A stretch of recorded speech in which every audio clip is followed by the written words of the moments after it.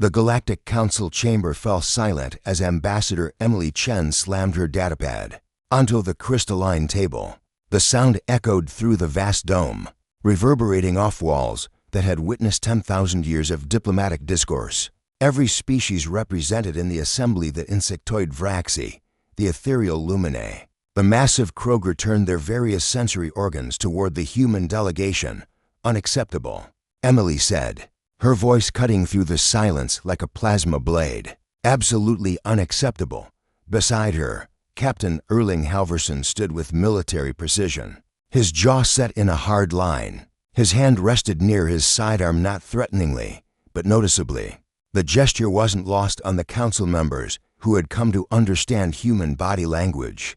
Over the past decade since first contact, Chancellor Vexither, a Vraxi whose compound eyes could process 17 different light spectrums simultaneously, raised one of his 6 limbs in what humans had learned was a placating gesture. Ambassador Chen, please reconsider. The taxation of trade routes through human-controlled space is a standard. Standard? Emily interrupted, her dark eyes flashing. You want to tax us 70% on goods we produce, on routes we secured, through systems we defend with our own blood? She leaned forward, and several council members instinctively pulled back. We cleaned the scourge from the Andromeda approach. We lost 3,000 ships, 30,000 lives, and now you want to profit from it. Erling stepped forward, his voice a controlled rumble. We filed 14 formal protests. 14. All were denied without proper review. The council has made its position clear: humanity is to be exploited, not respected.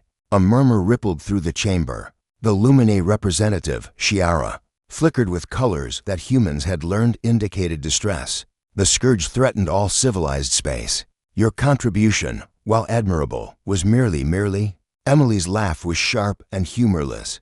The Vraxi contributed 12 ships. The Luminae sent thoughts and prayers. The Kroger offered us the privilege of dying in their place. She stood, gathering her materials with deliberate movements. And when we succeeded where your alliance failed for 3 centuries, you call it merely admirable and demand we pay you for the privilege of survival? The Kroger ambassador, a being whose mass could crush most furniture not specifically reinforced, rumbled in its deep, subsonic voice. The human species must learn its place in the galactic order. You are newcomers. Children, really. This insolence, Erling's laugh cut through the chamber, cold and sharp. Children. We were fighting world wars with nuclear weapons, while your species was still figuring out metallurgy. We reached our moon with computers less powerful than a modern calculator. We've survived ice ages, plagues, asteroids, and ourselves. He picked up his helmet. A clear signal of departure. We don't need your order. We never did. Emily activated her comm unit. Admiral Rodriguez, initiate Exodus protocol. The council chamber erupted in chaos. Representatives from 47 species began speaking, shouting, demanding clarification in a cacophony of languages and communication methods. Vexither's translators struggled to keep up with the overlapping voices. You cannot simply leave the council. Vexither's voice rose above the din. The trade agreements, the defense pacts, the cultural exchange programs are hereby terminated. Emily stated flatly, every human ship, every human colony, every human citizen is recalled from council space. Effective immediately, she gathered the last of her documents, her movements precise and unhurried despite the chaos around her. We came to you in good faith.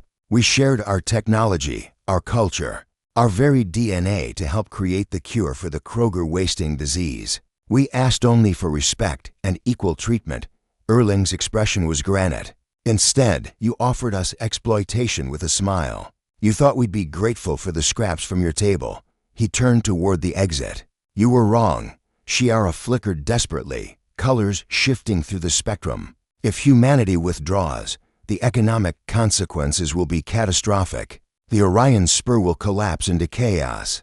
Then you should have thought of that before trying to steal 40% of our agricultural output, Emily replied. She stopped at the massive doors, turning to face the assembly one last time.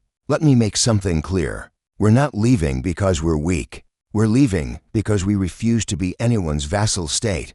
Through the chamber's transparent dome, The first of humanity's ships began to appear. Dreadnoughts, carriers, colony vessels, hundreds of them, materializing from FTL in perfect formation. The display was deliberate, a show of force that made several council members' biosigns spike with fear. "We offered friendship," Erling said quietly, his voice nonetheless carrying through the now silent chamber. "You chose exploitation. We offered cooperation. You chose domination." He placed his helmet under his arm. "Now you'll learn what it means to have humanity as an independent power, rather than a willing partner." Emily's final words echoed through the council chamber as the human delegation departed. "The Orion Spur is now human sovereign space. Any vessel entering without explicit permission will be treated as a hostile incursion. The age of humanity asking for permission is over."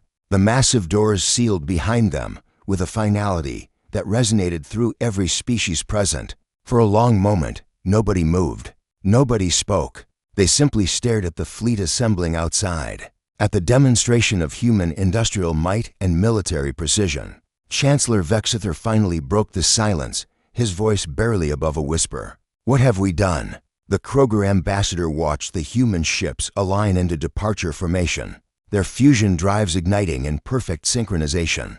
For the first time in its long life, it felt something it had never associated with any species: fear.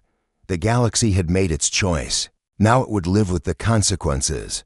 As the last human vessel vanished into FTL, leaving council space forever, every civilization represented in that chamber understood a fundamental truth they had ignored. Humanity didn't need the Galactic Council, but the Galactic Council had desperately needed humanity. And now, watching the empty space where the human fleet had been, they were about to discover just how much.